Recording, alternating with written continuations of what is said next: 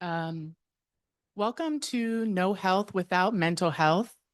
This is a South Florida community mental health event to have a discussion about mental health conditions and challenges, what mental health is versus what a mental health condition or mental illness is, and how we can just really shine light on our experiences as humans and what systems, services, and supports are available to help us navigate mental health challenges.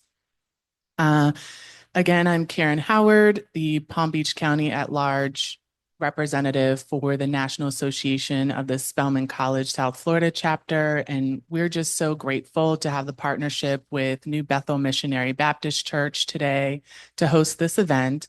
We appreciate the vendors who were able to come, including Mental Health America of the Palm Beaches, the Palm Beach County Youth Services Division. Thanks to our panel speaker, Ms. Brianna Harris, as well as NAMI of Palm Beach County, who has materials here as well. Without further ado, I would love to start with a couple of facts about mental health across our nation. Since my role in my job with Mental Health America is federally focused, I wanted to share that SAMHSA, the Substance Abuse and Mental Health Administration, which is a federal agency within the Department of Health and Human Services, collects data in a national survey every year. Their data show that 1 in 5 adults in the last year experienced a mental health condition. 1 in 4 children experienced a mental health condition or emotional disturbance. And 1 in 20 people have a serious mental illness that really needs chronic, ongoing care. That really should help individuals know that it's very common to experience a mental health condition, whether it's episodic at one time and it kind of subsides, or even if it's a chronic condition that you deal with over your lifespan. It is very common. There's no shame. We're all here to talk about it. And hopefully you can learn something today that you'll share with your loved ones and families. I'd love to introduce now Ms. Brianna Harris with the Palm Beach County Boys and Girls Club, and followed by Ms. Christine Altidor with No Filter Therapy. Both amazing local experts on mental health. So I will let them introduce themselves. Hi, good morning, everyone. So like Ms. Caren said, my name is Brianna Harris. I am the social and emotional learning / mental health program manager for the Boys and Girls Club. I have a background in education. So I was a public school educator for some time, and now I am living out a second passion of mine, which is educating youth and families on mental health in my position with the Boys and Girls Club.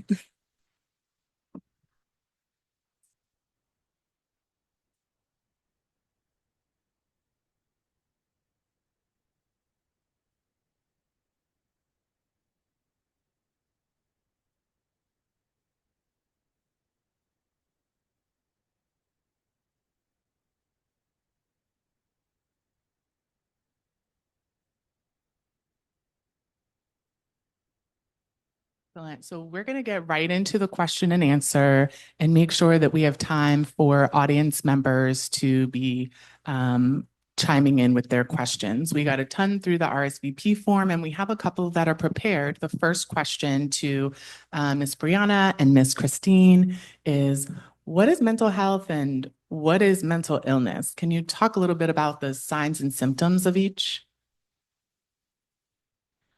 So mental health is just the awareness of your state of being. So that encompasses your emotional health, your psyche, and mental illness is basically the disturbance or something that is imbalanced, if that's the right word that I'm looking for.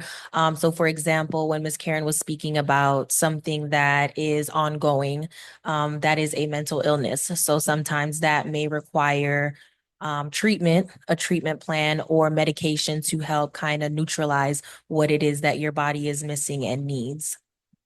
And I would add, in addition to Your mental health is like Brianna was stating, your overall wellness, right? So that could be mentally, emotionally, relationally, socially, how you're taking care of yourself. That's a part of also like self-care. Your physical health can be a component of your mental health as well.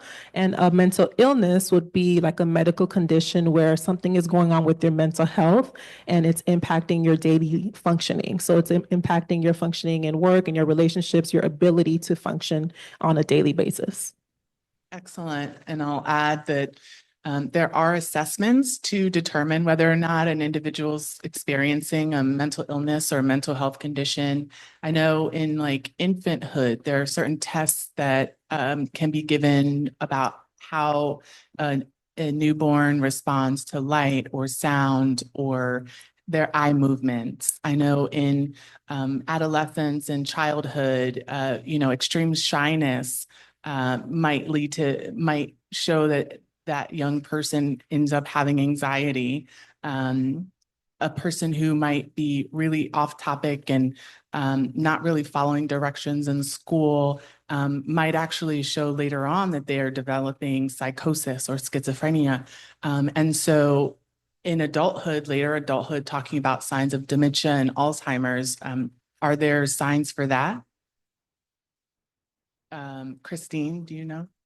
Are there signs for, could you repeat that? Like for finding that a person is developing dementia, Alzheimer's, or other things like that? So I would say, as far as like with mental illness, there are some predisposed factors. So there could be genetic reasons, there could be like a chemical imbalance.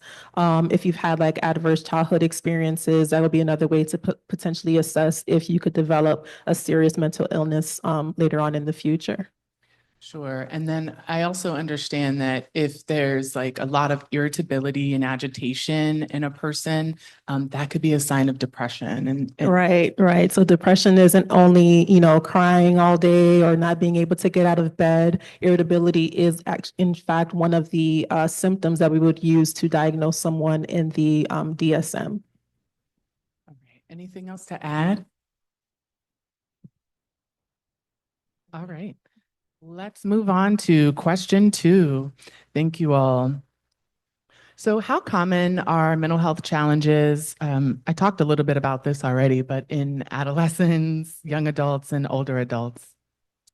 That's so funny because Christine and I we were just having the conversation about the statistics, because like you said, 1 in 4 children do experience some form of, adverse problems or things that they need help resolving.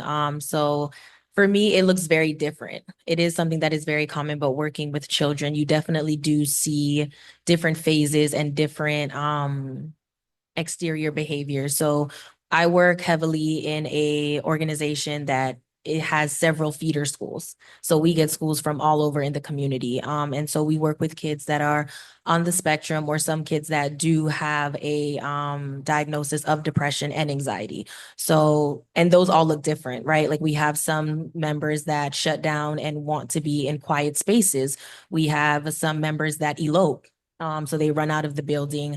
We have some members that don't like loud noises, and that may not necessarily mean that they're on the spectrum, but that is how they find their comfort. It's kind of like being in fight or flight mode.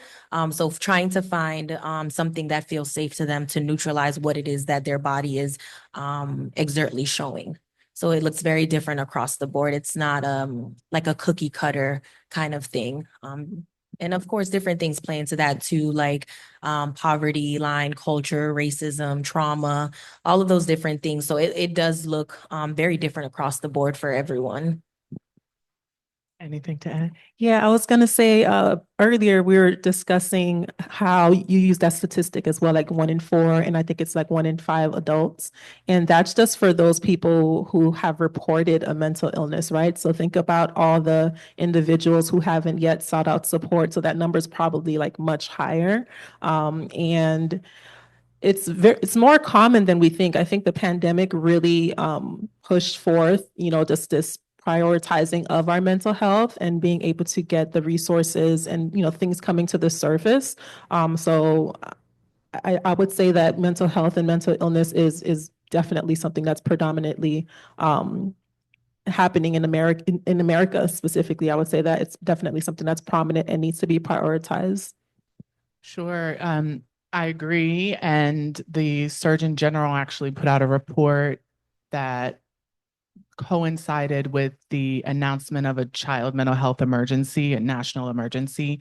It was alongside COVID. He declared that emergency, and in his report, identified that there are social factors, environmental factors, familial factors closer to home, and individual factors that all impact not only our mental health, but our physical health as well. I understand that our gut is really our second brain, and our brain and our gut are so closely aligned. There are people who experience symptoms of anxiety, and that oftentimes can go along with nervousness and feelings in your stomach, and even lead to indigestion or GERD, acid reflux. So there's a lot of ways that mental health conditions or imbalances can show up in our body. That's good. Are there ways that you would say you can prevent a mental health condition from developing? This question is so good. I love this question because in life, in general, we're going to deal with stress, right? I think what happens is when we tend to mismanage the stress or not properly address or even acknowledge that there's some stressors in our lives, it can lead to like these further exacerbated mental health issues. So some ways we could do that. It's not always just going to therapy. I am a therapist and I'm an advocate for therapy, but there are other things that we can do. Making sure that we have healthy and safe home environments, making sure that we have great support systems. So maybe you're not ready to speak to a therapist, but you have healthy friendships or healthy, you have a healthy connection in your life where you can communicate about some of the things that you're dealing with. I would say a lot of it starts with your environment. And I'd also like to add that there are protective factors, like basically what Christine was saying. So sometimes there are things that are hereditary, that are just in our bloodline. And, you know, you can't really help that, right? But you can speak to that and then take protective barriers for that. So if, like Christine was saying, going to therapy, but then also it starts in our environment, because I think sometimes too, we downplay how much trauma in our environments can actually affect our mental health and how that looks in our body. Because trauma in our body that's undealt with sometimes can cause physical adverse, effects to our body. So like you were talking about the gut health, and I know for me, like even when I'm anxious or even when I'm dealing with things, I have chest pains. Like, so it all, so I think it's just, I don't think it's something that is 100% something that we can fully avoid, but there are things and protective factors that are definitely put in place to help minimize and subside symptoms that we may experience in our bodies. Yes, I think some of the activities that we can do to help prevent, panic attacks or thoughts of suicide or self-harm are like breathing exercises. It's identifying that there is a stressor and saying like, okay, that is there, and trying to kind of remove yourself from it and think about, okay, what do I need to do, and kind of walk yourself through a process of problem solving or negotiation that needs to happen with whatever that thing is that has maybe triggered you. And there are tools like a RAP plan, like a wellness recovery action plan, that an individual can put together to help them, if they're feeling triggered, really focus on the right thinking, the right behaviors that they want to engage in when they get to a point of feeling perhaps suicidal or like they want to self-injure. And I want to note that Mental Health America has an online screening program that 15,000 people come to our website a day, and we're here screening today. But 40% of the people taking screenings are under age 18. They're a very young, help-seeking population that may not be ready to talk to their caregivers yet, but they do want information about what they're experiencing, and they want tools to manage. The um, 40 the young people say that they want to help themselves, and they also see that their friends or loved ones or other peers are experiencing stress, and they want to be able to help them too. So really understanding that it's never too early to have a conversation about equipping your family members and your children and young people that you're around to manage their emotions and their distress in the healthiest way possible. It's a community activity. It's I would say also along with like the breath work and things like that, you would be surprised how physical exercise, like walking, can, cause you to be able to de-stress and just reduce a lot of the anxiety or even, improve your mood and boost your mood for depression if you're dealing with that. So there is a physical component that can be helpful as well. also, you already talked about diet and nutrition and, the kind of the foods that you're putting in your body. Are they, based on protein and nutrients, or are they based on sugar? And, what's your diet I mean, we know, Is there a processed lot of foods obviously don't necessarily help. A lot of caffeine doesn't necessarily help with anxiety. So certain things that we're putting into our bodies does affect our mental health as well. And I know one of the side effects of many like antidepressant or antipsychotic medications can be weight gain, and or low libido. And so there are like side effects that people don't necessarily want. And, it's important to figure out, is what you're gaining from a medication, are you better off, or do you feel like there's some other types of ways that you want to try to manage what you're experiencing? So I'm just gonna kind of pivot just a quick second and just talk about something personal for me. So I actually have been diagnosed with PMDD, which is premenstrual dysphoric disorder. So it is a very severe, as the definition says, it's a very severe form of depression and PMS. So some people experience suicidal thoughts, some people experience depression, the irritable like behavior. And so I was in therapy and was referred to a psychiatrist where now I'm taking medication for it. And it's something, again, it's a chemical imbalance. And I do believe that it's something that's in my bloodline, like my family. And so like for me, I think that that was worth it for me. And I think it's something that you have to really be honest and sit with yourself and ask yourself, what is more important to me, and how does my decision not only affect me but my family, right? Because I know in the future I want to be a mother, God willing. So I have to be the healthiest and best version of me. So if I think that taking medication will make me that person, then I would opt to seek professional advice and see and weigh your options and what's important to you. I will also say that outside of Western medication, there is holistic advantages that people can look into, because even religiously, some people don't believe in going to a westernized doctor. So I think just looking into what your options are and getting a second and third opinion, and also figuring out what's important to you. Like think about the life that you want to have and the life that you want to live, and figure out what avenue is going to get you to that life.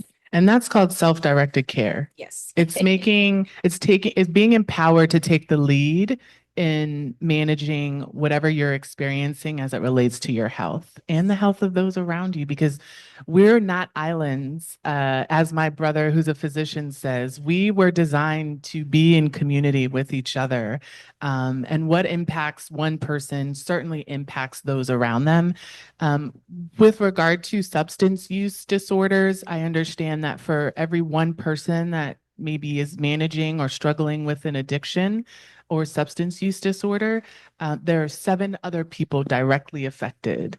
And that's regardless of whether or not they're family or friends or what have you. But we are all connected, and what one person goes through, another person also has ups and downs related to that too.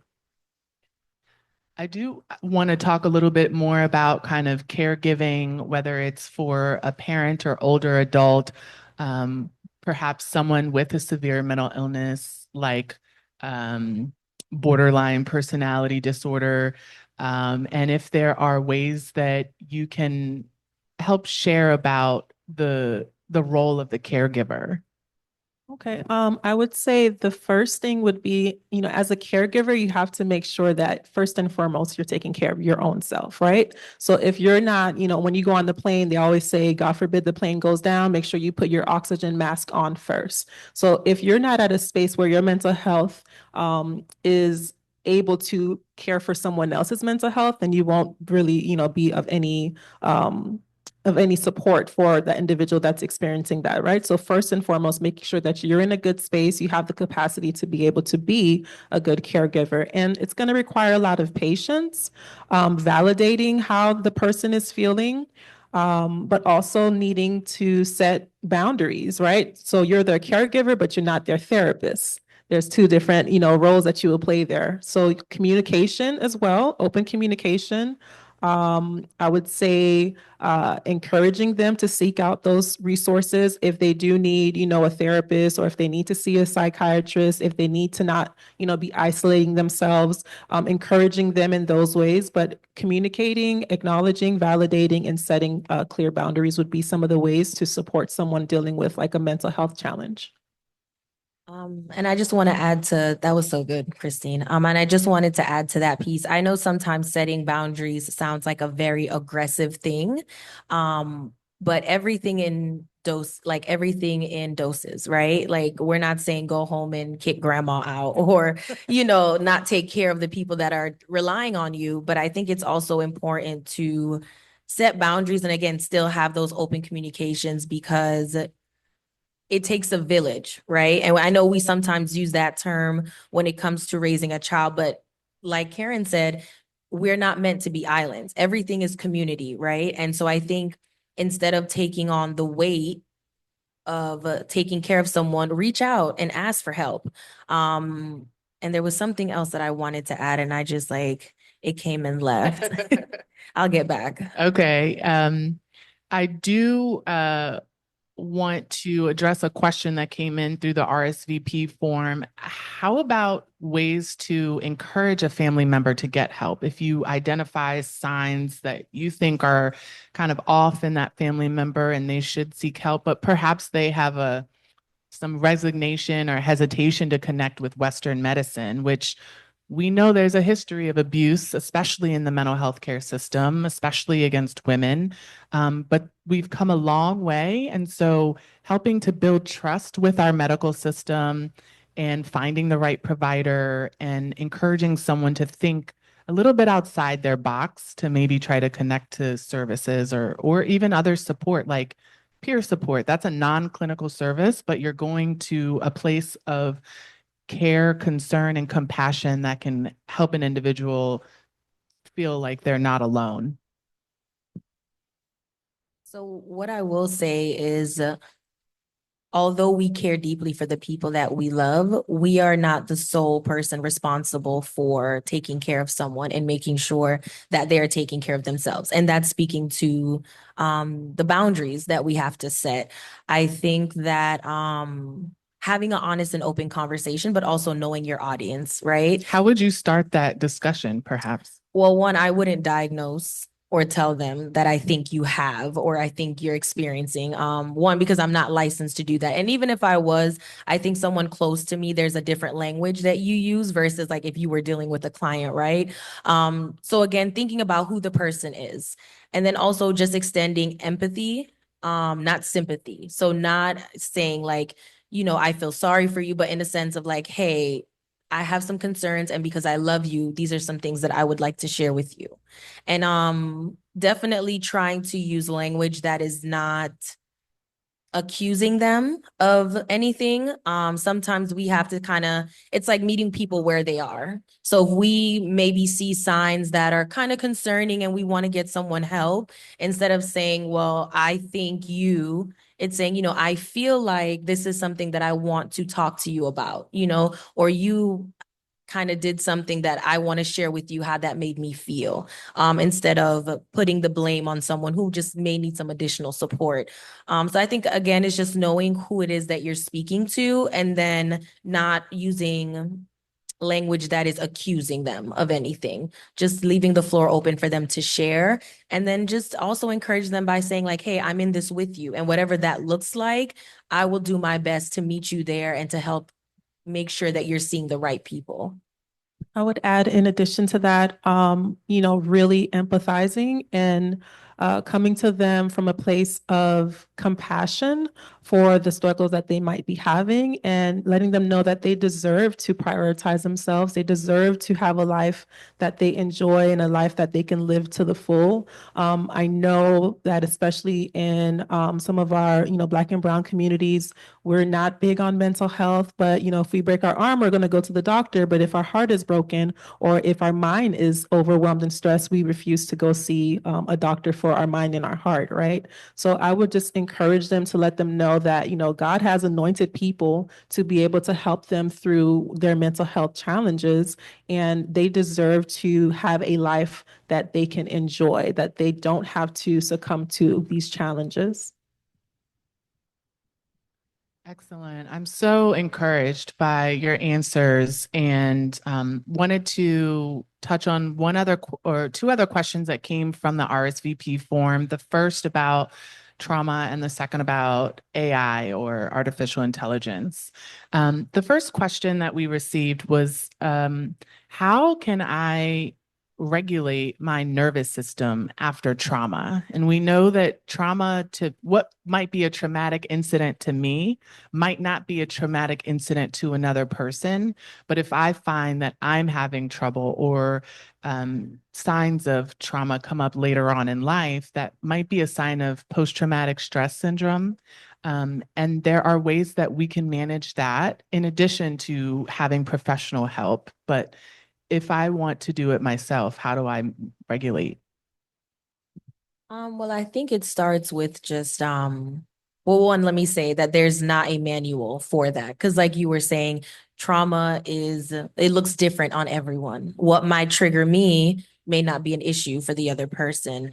But I definitely would start with one, seeking professional assistance and speaking to someone about your triggers. I know for me, breathing works well. And this is something that I've gained going to therapy is like I've learned how to be more self-aware about my needs. So self-care to me is me sitting with myself and being honest about the environments that I feel like I should allow myself to be in. If I know that, I had a traumatic experience at a restaurant or something happened where my anxiety is heightened, I have to take responsibility and know that certain environments are not good for me, be based on past experiences.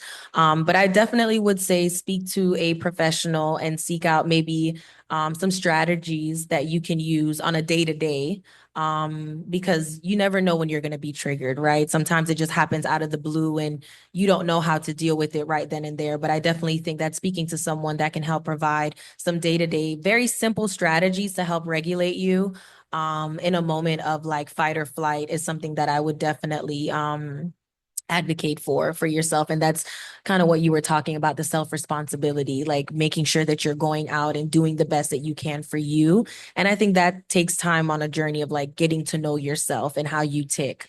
And then also not being defensive, right? I think that remaining in a space where you're open to receive criticism that can help you be better, because sometimes the truth, even no matter how you slice it, the truth may hurt sometimes, because sometimes we're just not ready to hear it, right?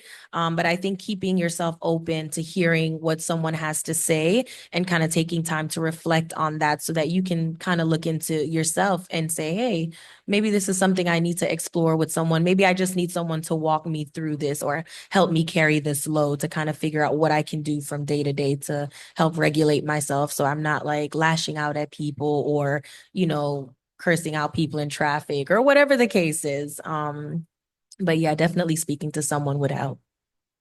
Yeah, I would add to that, like Caren was saying, there's different types of trauma. So that we call that like little T trauma and big T trauma. So, if you lost your dog when you're 3 years old, that might still be something that's traumatic to you, but that may not necessarily be considered, big trauma. So when it comes to trying to process through some traumas on your own, There are things that you can do, but honestly, I think doing trauma work with a trauma specialist would be the best way to go about that. There's only so much you're going to be able to do when it comes to those huge traumas and triggers on your own. So I would encourage you, if you are dealing with some trauma and looking for ways to regulate through that, definitely seeking out professional help. And another thing along with that is, it's gone just like that. I forgot. Also, another thing along with regulating trauma on your own, seeking a professional, one of the things that I've found with working with clients that are dealing with traumas is we do the work, they're feeling better, but the environment is still the same. So we can't really tell if they're able to thrive or not because they haven't changed their environment, or they haven't left that relationship, or they haven't set boundaries in that environment. So you can do a lot of work, trauma work, in a therapy session, but if you go back home or back to the same circumstances that have been exacerbating the trauma, it can be difficult to see that change. So it's not just do the work in therapy, it also has something that needs to be done outside of those sessions.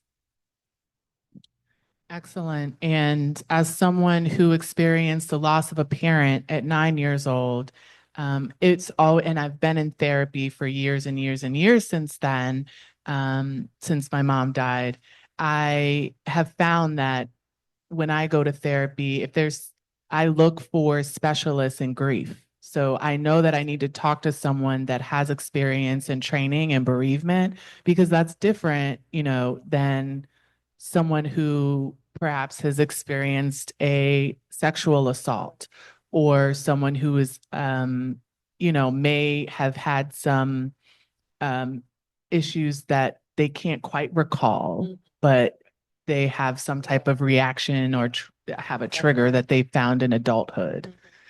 We also know that mental health conditions typically co-occur with other physical health conditions, like cancer and diabetes, and a lot of depression will set in after a person receives a cancer diagnosis. So helping individuals get through those rough patches with both an understanding that you need to take care of the mental and the physical at the same time is really important. Yeah. One more thing with that. What tends to happen sometimes for people first starting out to get like support with a therapist, you might meet that grief therapist and it's like, this is a waste of time. She doesn't know what she's talking about. I'm not feeling her. So find someone else. It's like dating. I say finding a good provider is like dating. You have your goals, you have where you want to be defined up front, and you ask that person, what are you skilled in? What do you have experience with? And can you be helpful for me meeting my own goals? That's that empowerment. Exactly. For whatever reason, when it comes to mental health providers, people just give up so quickly. But if you went to a dentist that you didn't like, you would find another dentist. Hopefully, you wouldn't never go get a cleaning ever again. You would find a different provider. So I would encourage you, like Caren said, it is like dating, or sometimes it's like interviews. You have to interview the right person until you find the connection, and you will find the right therapist for you. And then the last question, which talking about providers and the workforce, and there is limited mental health workforce. We know that there are issues with low reimbursement from insurance providers, with the requirements for different state to state, people having to start over with their training or what have you, if they move. So can you talk a little bit about how artificial intelligence is being used to help the behavioral health workforce meet the needs of their clients? So artificial intelligence is it can help in multiple ways, right? So especially with the youth, let's start there. I think Caren mentioned before, youth may not always be ready to talk to a caregiver about some of the challenges that they're experiencing. So there are like hotlines and texting programs, and also AI programs that the youth can utilize to discuss, if they're having like suicidal thoughts, if they're feeling stressed out about a relationship, they can utilize those platforms to get mental health support without necessarily having to engage their parents and using insurance and all of that. I know that, personally, and professionally in my practice, and also at the at the psychiatrist's office that I work at, we've utilized some AI software to give clients homework throughout the week. So like different interventions after you leave that 60-minute session, if you don't apply the work that we've been working on in that session throughout the week, sometimes it's just like, okay, we had a great conversation. And then I come back next week to talk about the same thing over and over again. But what AI has allowed us to do is give our clients and our patients things that they can work on throughout the week that'll keep those treatment plans, those coping skills, emotion regulation skills, learning how to tolerate distress, all these different things. They help them do that throughout the week. So that's one way that AI has been beneficial with mental health. The flip side of that, though, is, AI is not very personable. So if they I don't know what legislation they may have available where they might try to have AI do actual therapy. I'm not on board for that because there's certain things as a human you need to be able to interact with that person to that specific situation. There's certain assessments that we're able to do just as a human being, where I can look at a client and see that they're saying one thing, but their eyes are saying something else, right? So their affect is saying something else, and AI may not be ready to do that. So there's definitely a lot of benefits when it comes to utilizing it, but it's not quite there. And personally, I hope it doesn't get there where it's doing therapy. Yes, there was legislation introduced to give AI the power to do more than what I think should be allowed. And unfortunately, Congress has not made any laws on AI in the last 25 years virtually. They did come together and release a report at the end of last year, a bipartisan report over steps that can be taken to help regulate AI, but we are behind. So Yeah, and I think Christine hit everything on the head. Because therapy and anything concerning your mental health is such a it's an intimate field, right? That requires intimacy and connection. Like Christine said, it's like dating. Like you guys, you have to find the right person. To me, my question is like, so if someone says that they are having thoughts of harming themselves, like how would AI be able to call the police and, document things? And I think that therapy is not just a session, isolated sessions. It's an ongoing journey of someone's growth and development. So I completely agree with everything that you ladies just said regarding AI. So there's a question from the chat we want to answer. I'll answer this one really quickly. Resources for people seeking an African American therapist. There's the Black Emotional and Mental Health Alliance, BEAM. They have a directory of Black or culturally sensitive providers. Yeah, Black Girl Therapy also has a like a portal for people to see as well. And therapyforblackgirls.com. Excellent. There's plenty others, so we're happy to keep in touch with folks and continue to share resources. How would you address a family member that is in denial and won't seek help? Exhale.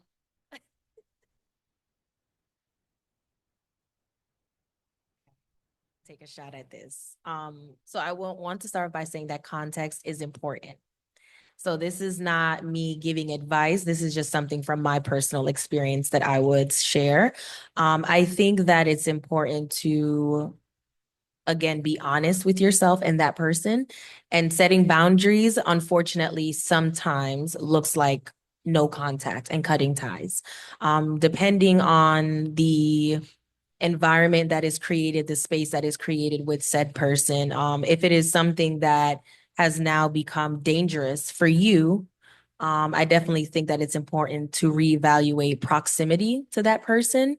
If you've tried to have conversations, if you try to be honest with that person and you're getting pushback, in my experience, I've had to no contact someone in my family because they just refuse to seek help. But the way that they may, I don't want to say act, but the way that they function when they are around us is not healthy for us. So it's kind of like making a decision of, is being in this space because I feel guilty if I leave them and something happens to them. But again, it goes back to we're not the sole people responsible for the decisions that other people make. So no, I'm not saying that in every situation to cut someone off. Of course, again, context is important. But if it's something that now becomes dangerous to you, then again, you may need to reassess access to you and what that looks like with that relationship. I would agree with that as well.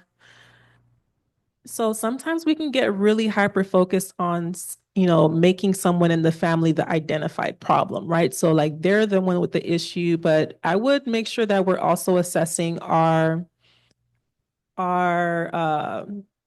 what do you call it? Our, I guess not commitment, contribution, that's the word. Our contribution to what's going on, because maybe we also play a role in that family member not seeking out help. So maybe working on yourself first. And if you've done all the work, on your own, and there still seems to be an issue, then like Brianna mentioned, figuring out what that relationship looks like to make sure that you're having a healthy, functioning life, and also that person is also having that life as well.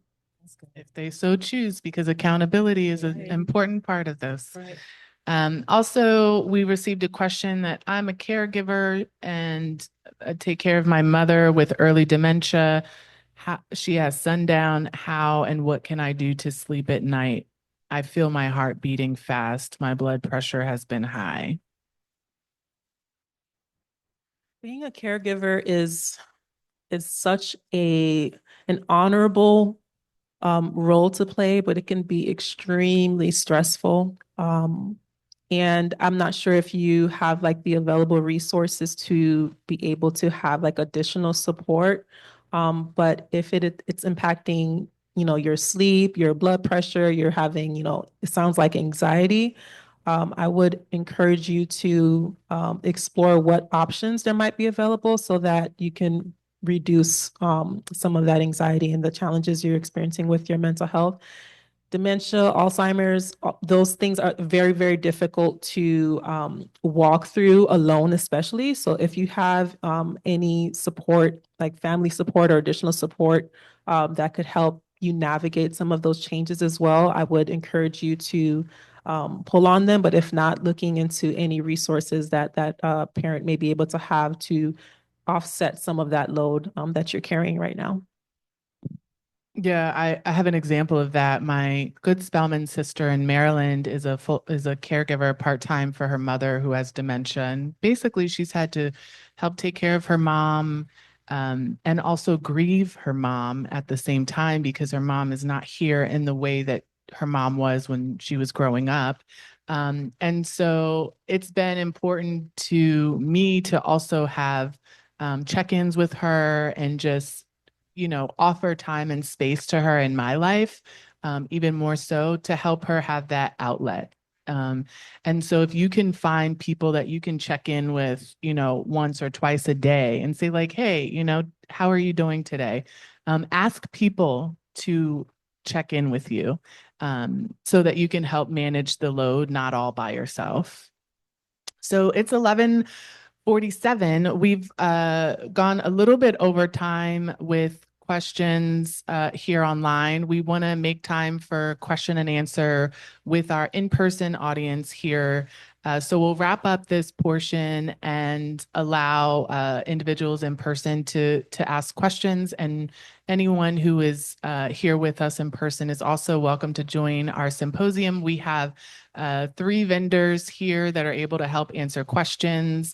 NAMI of the Palm Beaches, MHA of the Palm Beaches has screenings and education. They also have day program, which is a clubhouse model for individuals. NAMI of the Palm Beaches has some brochures here, and they offer a lot of advocacy and education tools, especially some support groups for caregivers and support groups for individuals. here. And then we also have the Palm Beach County Youth Services Division that we're so excited is here. They offer all of their services free as well, just like NAMI and MHA, and have especially outreach to young people that they're offering. So we look forward to hearing from them downstairs, and thank you so much. I think a video will run online now. Thank you so much, panelists. Excellent job. Thank you, You're welcome. Caren. Thank you for having us.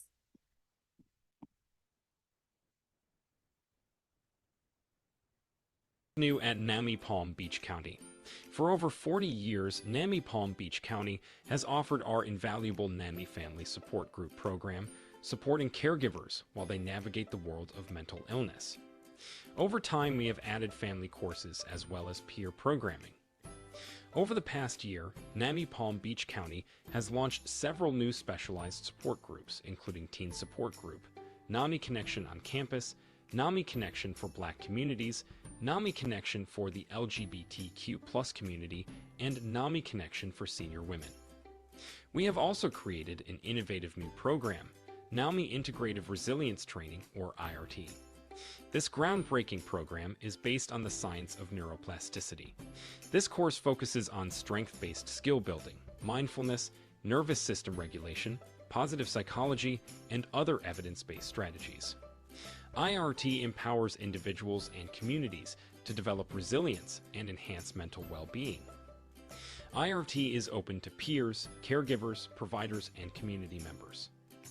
NAMI Palm Beach County offers a variety of NAMI signature classes, including NAMI Family to Family, NAMI Peer-to-Peer, NAMI Peer-to-Peer for young adults, NAMI Homefront, and this fall we are launching NAMI Basics for guardians of minors experiencing symptoms of behavioral health concerns. To achieve our strategic goal, People Get Help Early, earlier this year we launched a new peer group, BLI EA, or Young Engaged Adults. BLI EA is a social and community service club for peers ages 18 to 35. BLI EA members enjoy trips to our local art museum, playing mini golf, bowling, and engaging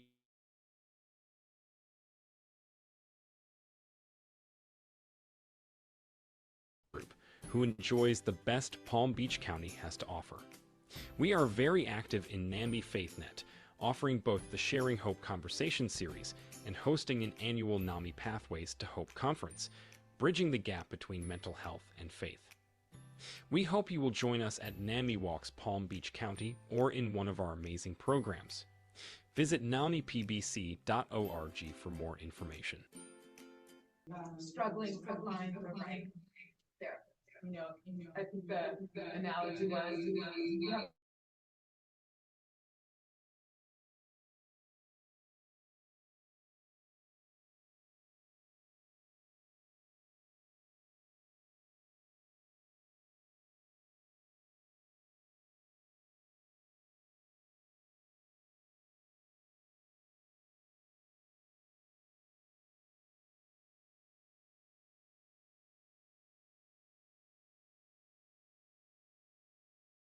second or third time, Right, or to right. keep that dating Yeah. process going. So I would love to hear what you would say to that. It can be really difficult. Sure. I'll start and say that I want everyone to know that you are not alone. That is a very common experience that many people have. First of all, if you call your primary care doctor and say, I need to get in, you're going to get in two days max, maybe 3. That is not the case with mental health providers. You might have to schedule 6 weeks in advance. It is not you, it is our healthcare system. And it puts more pressure on individuals that want to seek care. And unfortunately, it means that, okay, we have to band together. How can we do this and ensure that the provider list that you can call for your insurance to cover it, or the provider list that you're going to pay out of pocket, is available online? If you want to, I can say that we were just talking about BEAM and therapy for Black girls, and some of these organizations that have started provider directories, especially for culturally responsive care. They're out there, but that still means maybe you set a goal for yourself that I'm going to make 2 phone calls. That's going to be my start of this process. I think setting realistic goals about what you want and how to get there is really important in trying to seek care, because I've called through 6 or 7 providers in one day and still didn't hear anything back. How demoralizing is that? When you're already in a space of almost desperation or shame, or you're feeling guilty, like, how could this be happening? How could this still be affecting me after so long? So that's my 2 cents. So what I want to start off by saying is I definitely think that you have to give yourself grace, right? And be honest with where you are. I think resiliency is also very important when it comes to something like this. And everyone's resiliency level is different, right? But there's a quote that I go by when I try to measure something that's important to me, and it's like, nothing changes if nothing changes, right? So I can either, like you said, to your point, it's hard, right? Putting up yourself to be vulnerable to strangers and trying time and time again to find the perfect therapist, right? But we have to pick our hard, right? Because living in our trauma and being triggered and being upset and operating in unhealthy ways is also hard. So we have to figure out, okay, well, do we want to deal with this hard, or do we want to deal with the hard that is going to find your help, right? Because life doesn't wait for any of us, right? So the time is going to pass regardless of if we are choosing to look for help or not. Time is passing, right? So again, you have to figure out what is important to me. What the life that I have, what does that look like to me, right? So like anything else, we have to go to a job interview, we have to date, we have to do all these things, but nothing is going to stop us from doing those things, right?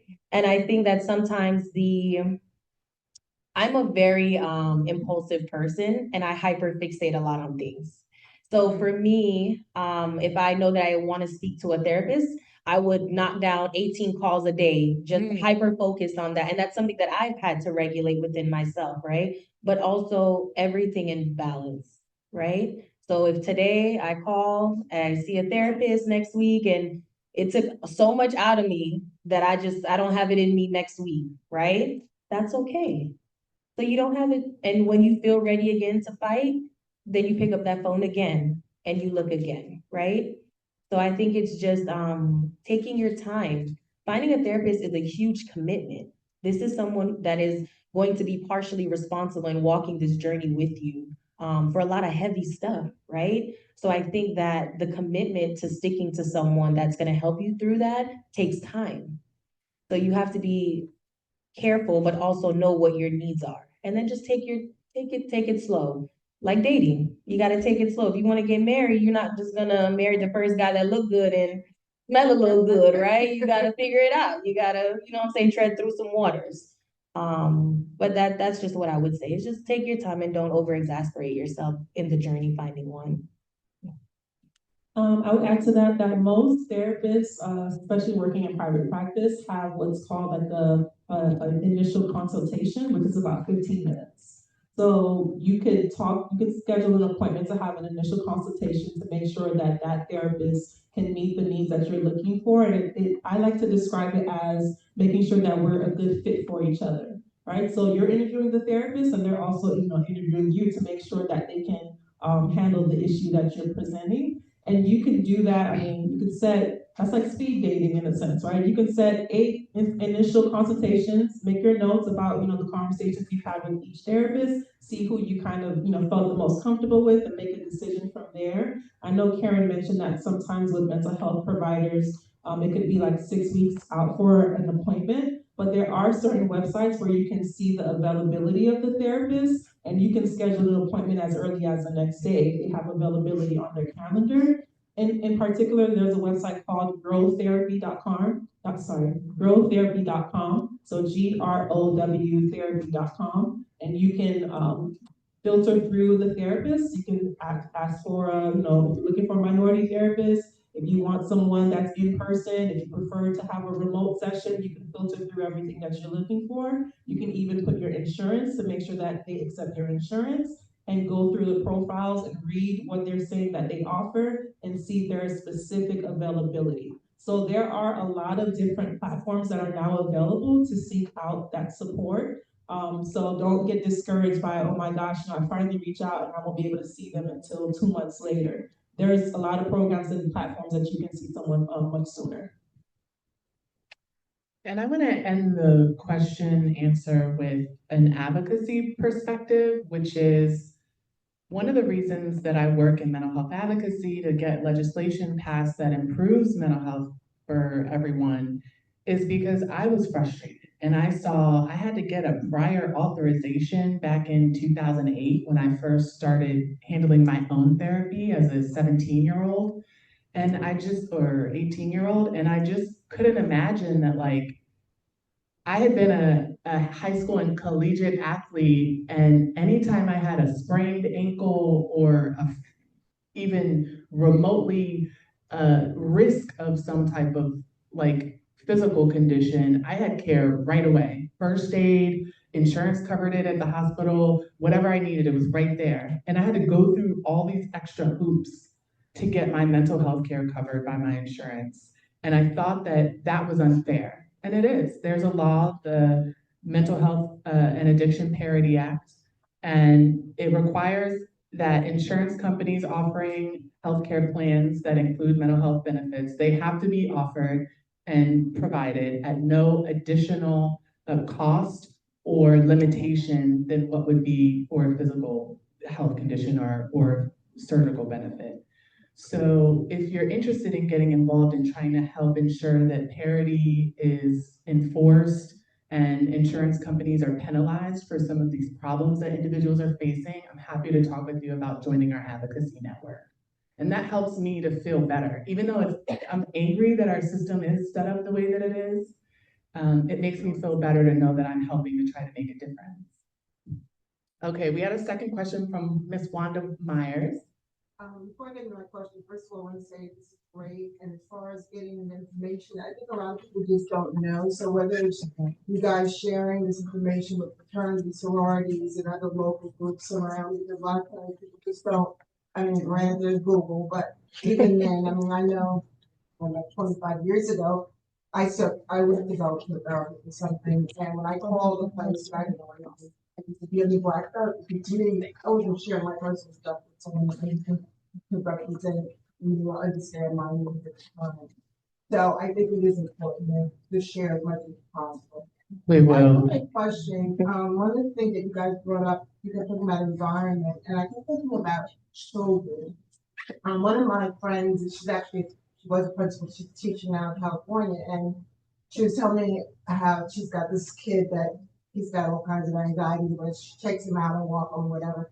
And she told me that the mother told her, like that Monday over the weekend, something happened. He had some kind of episode, and he said, "You don't know what to do. Miss Dawn would know what to do with you," which was a compliment to my friend.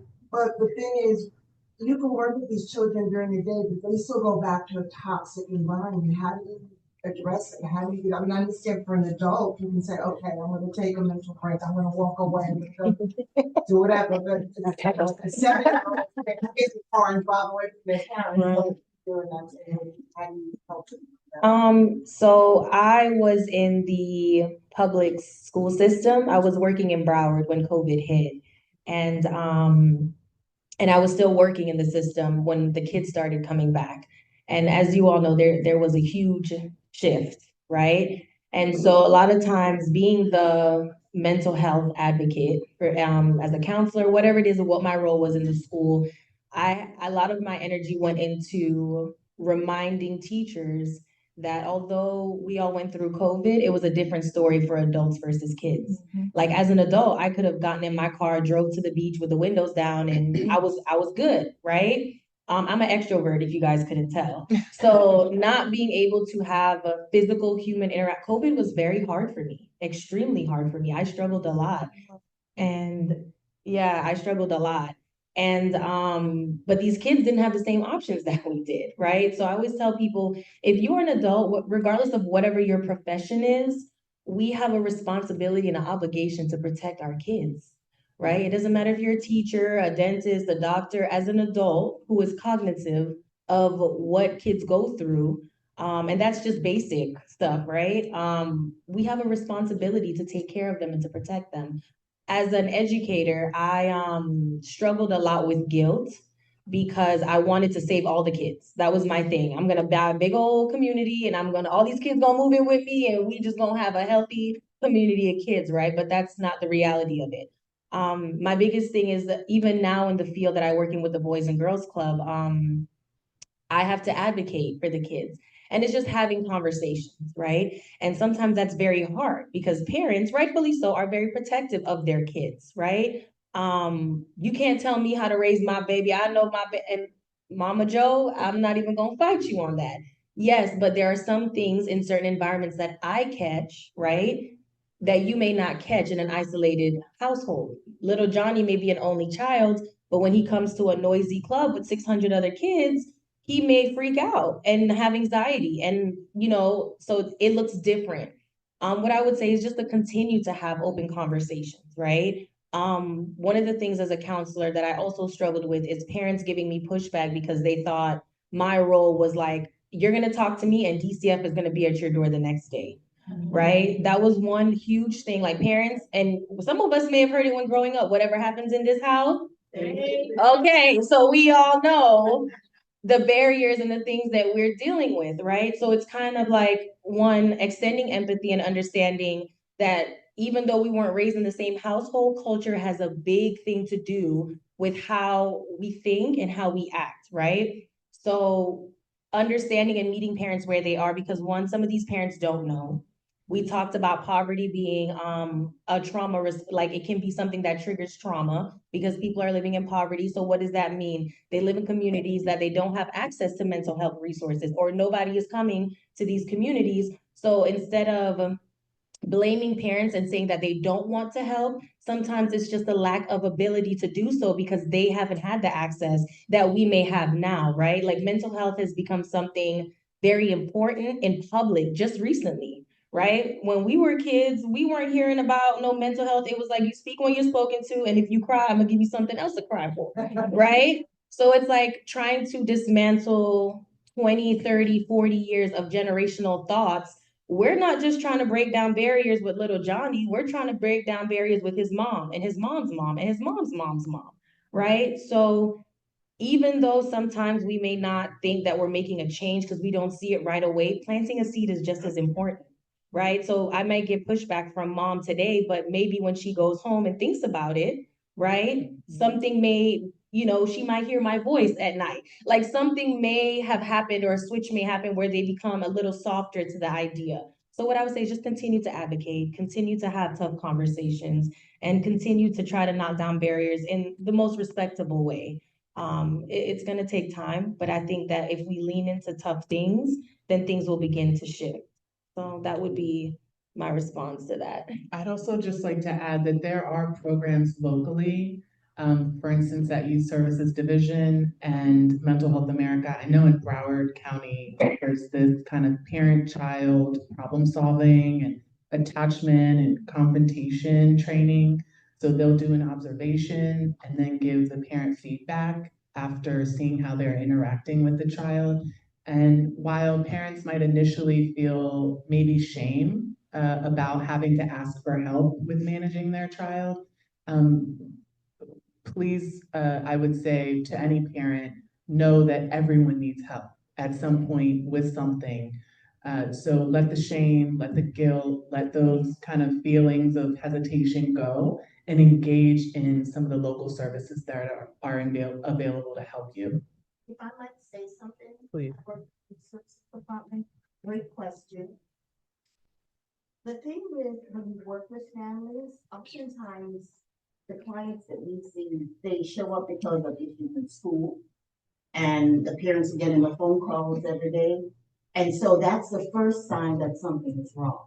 When they come into us, the parents in our program, they're required to be a part of that. So they're part of the process from beginning to end. They're required to show up for family sessions. And initially, yes, when the family comes in, the child is the identified problem. And it's always, if Johnny would just do what we want him to do, everything would be fine. That's good. But we know that that's not always the case. What we need to keep, what we keep in mind as therapists, it's a system. And we try to explain that to the parents.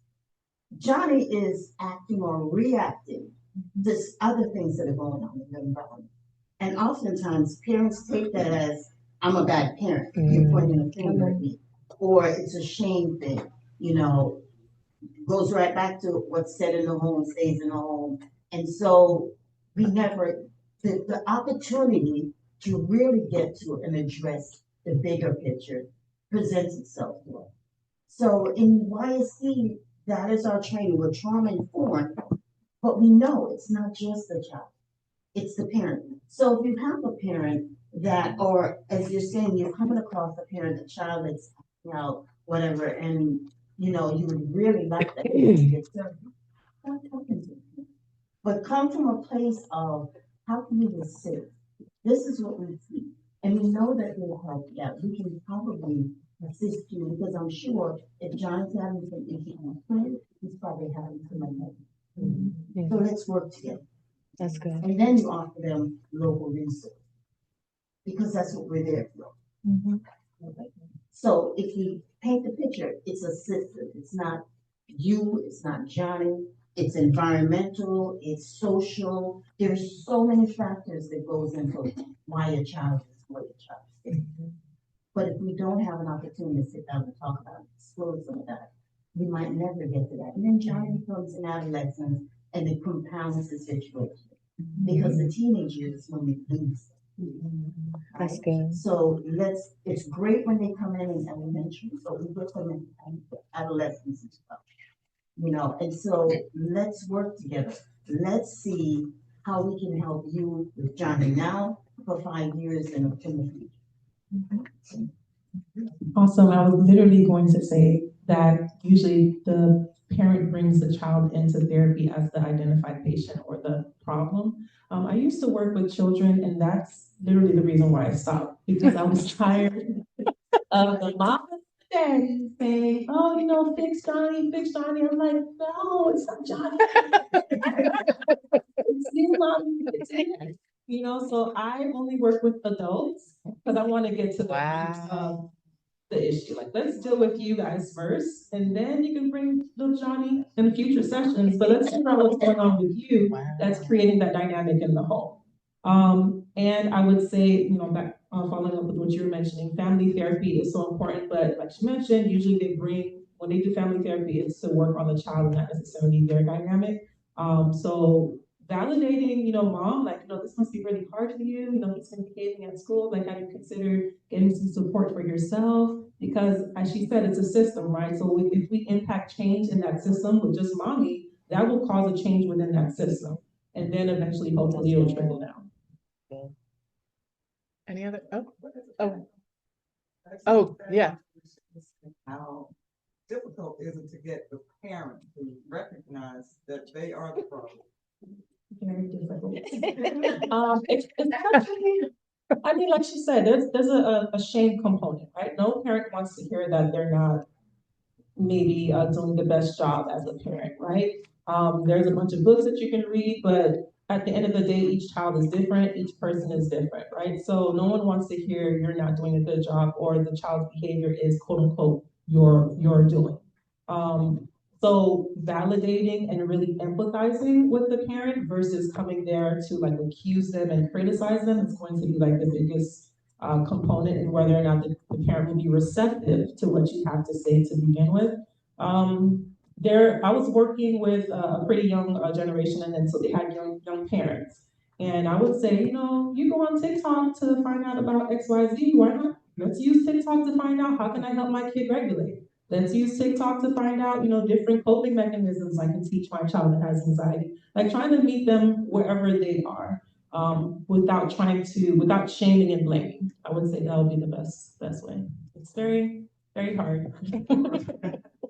There's a question in the back.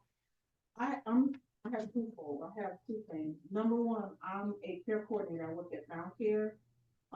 We deal with a lot of patients that are HIV. And there's a lot of mental health and psychosocial needs that they have. One of my issues with when I'm addressing my patients, my number one thing is I tell everybody because I've always been taught, and my number one thing is pray, baby. You gotta pray. God will get you through this. But I've had patients, tell me. I've had a patient. He told me, he says, I don't believe in that. And I was like, where I said, well, and I posed the question because then I'm like, wait a minute, don't tell me you don't believe in God and you don't believe in Jesus Christ. So, I had to take myself back and say, well, you believe in something. How did you get here? How are you existing? What is your thought process of how you are existing in the world and how you're maintaining? My question is we have mental health support, we have psychosocial support at the office, but when I'm speaking with that individual that gets teary-eyed with me, I've had HIV for 20 years, but right now I'm having this bad moment because I got this disease that I can't get rid of. Other than me telling them pray, sometimes I tell them it's 1 second. Every day is 1 second at a time. You deal with what you can at that moment. What's in your bubble? What can you deal with? But is there anything else that I can kind of help them through until I can get them to my psychosocial support team? So two things that I want to say, and this is not a part of your question, but it's a part of your question. I think that because I'm a woman of faith, and for me, my faith and mental health are not mutually exclusive. So sometimes our intentions are good when we tell people to pray, right? Because sometimes that's all we know, right? And that's no fault to you or anybody. But I think sometimes we have to be careful how we utilize religion to support people. Because like you said, you have someone that doesn't believe in Jesus, right? But that person still needs your support. That's why they're there. So what I will say is sometimes being careful with how we use religion to support and uplift people, because sometimes it becomes slightly tone deaf to the needs of someone in that moment, right? Because like Christine said in the upstairs earlier, God anoints people and puts people here, right? So although yes, we pray, yes, we seek to go to God on the throne, we also have to have advice that is practical, right? So what I would say is maybe look into if your job would fund or pay for trainings, professional development trainings for a trauma-informed care environment. And that can help you and other people that you work with to have not any like license to do anything or diagnose or whatever, but just to have basic communication skills or language that you can use to kind of help someone through that moment. So a big part of my job is that I'm constantly seeking professional development because I'm responsible for training my staff, right? And I always tell people the mental health department at Boys and Girls Club is it's not our responsibility only to take care of these kids and their mental health, right? It's everybody's responsibility. So I would say maybe start with looking into some professional development opportunities to help create that trauma-informed care environment for your job. And to fill in that gap until they can meet with the proper team. Another part of the faith component is called like spiritual bypassing, when we say things like, oh, just pray and God gonna heal it. You don't need to go there. I'm not saying that you're saying that at all, ma'am. But the term is called spiritual bypassing when we utilize prayer along with that. But going back to your question, I would say one of the key things I've been able to do as a therapist, I think validation is just so important. So if this person that has been experiencing this pain for 20 years, being able to sit in that with them and just say, you know what, you're right, this sucks. This is horrible. It's not always trying to cheer them up. It's not always trying to get them to believe that this is just a moment. Sometimes it's just being able to say, I see you and I know that this is horrible. And that is impactful as well as trying to get them to see through that situation. So validation, I would say, in not trying to, spiritual bypass or trying to, another term would be like toxic positivity in a sense of we're just trying to get them to, stay motivated and stay uplifted. Sometimes just being able to acknowledge like where they're at, like, oh my gosh, I'm so sorry that you're going through this. This is a really rough day. We're gonna get through this, but it's okay to be upset right now. It's okay to be having a difficult moment. It's okay, I'm here with you. I'm here, we don't have to say anything, I'm here with you. Y'all feel that? Yes. That is impactful versus, come on, let's pray, let's tarry. I mean, there's a time and place for that too. But right now, it's just like, let's just sit here together. Like, let's get in the boat with them. Like Jesus would get in the, let's get in the boat and just sit. We're in this storm together. It's okay. I think another thing too is the support group. Is there a support group? We have the drop-in, they do have a drop-in center that's in Boynton. So they're probably more local services that we provide. And that's something that they need to seek out. Something else to put in. Yeah. Then I have another question. Oh, does anyone else have a question? Otherwise, okay, we'll do round two. My other question is April 22nd of 2024, one of my friends lost her husband in a tragic accident in Revere Beach. And his car went down in the canal and he drowned. And one of the newscaster people has chipped at her to the point where they got her to watch the film. And it was not what it seemed.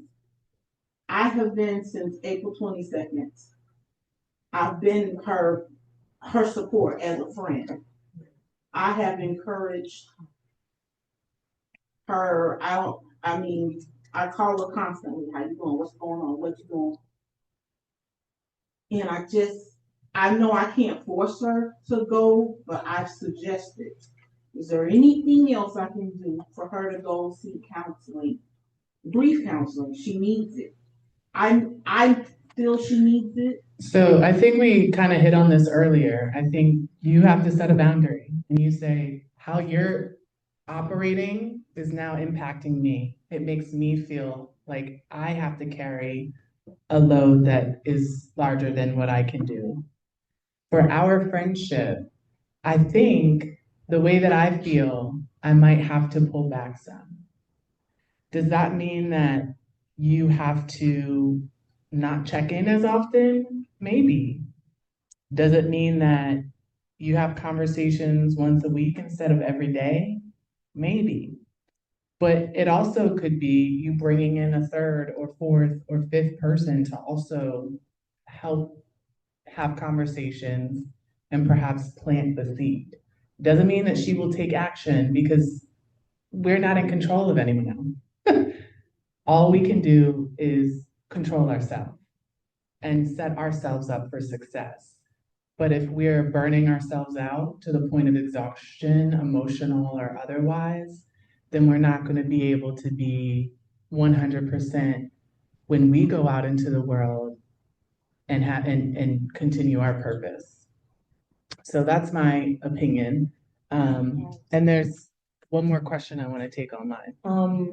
And I'd also like to say that it's okay to just let her grieve, right? Like sometimes people aren't ready to go to therapy or seek help, right? So I think also, again, context is important. This is not a cookie cutter like statement, but sometimes I think that kind of goes back to the toxic positivity or just our rush and desire to want the people that we love to feel better, right? But that's also a form of projection. Like we're trying to get you to do something so that you feel better, so that I can feel better, right? So I think it's important sometimes to just let people grieve. Like it's okay if she's not ready to really step out and talk about that, right? And grief is not linear. So some days she's gonna be good, and some days she might just be on the floor all day, and both are okay, right? It's okay. Both look, that's normal, right? So what I would say is, unless it is like Caren was saying, directly affecting you, I would say continue to just show up and be that support for her, right? Because oftentimes, sometimes when we push too hard, we close the door, and then we forfeit our impact or our opportunity to help someone, right? Because we just want so desperately for them to feel better.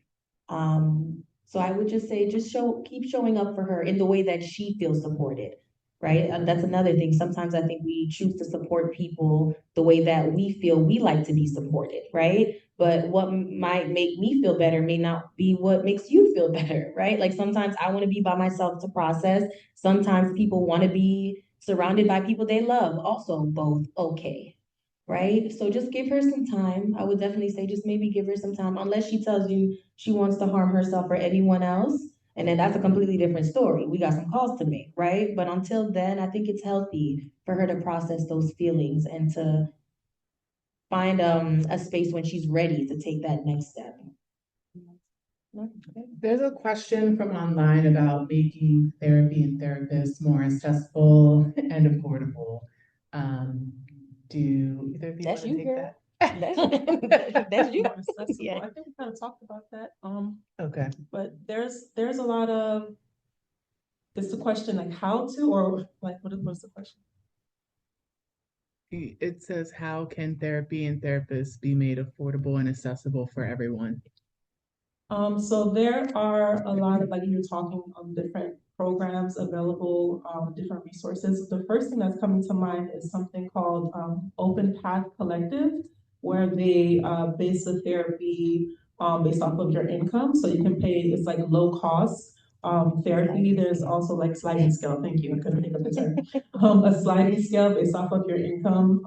They can determine like the therapy services you can receive. Another resource for that, I would say, is a lot of these mental health counseling programs, like the college students, they need hours, they need practice. So a lot of the colleges provide free or reduced therapy services as well, to help future clinicians gain the experience that they need to provide therapy. So maybe checking into some local colleges as well. And she has a question. Sure. I know our vendors will only be here for 15 more minutes, so if anyone wants to start taking screenings or learning about services, please feel free to do that. And then we'll take the last question. You have your question? So much.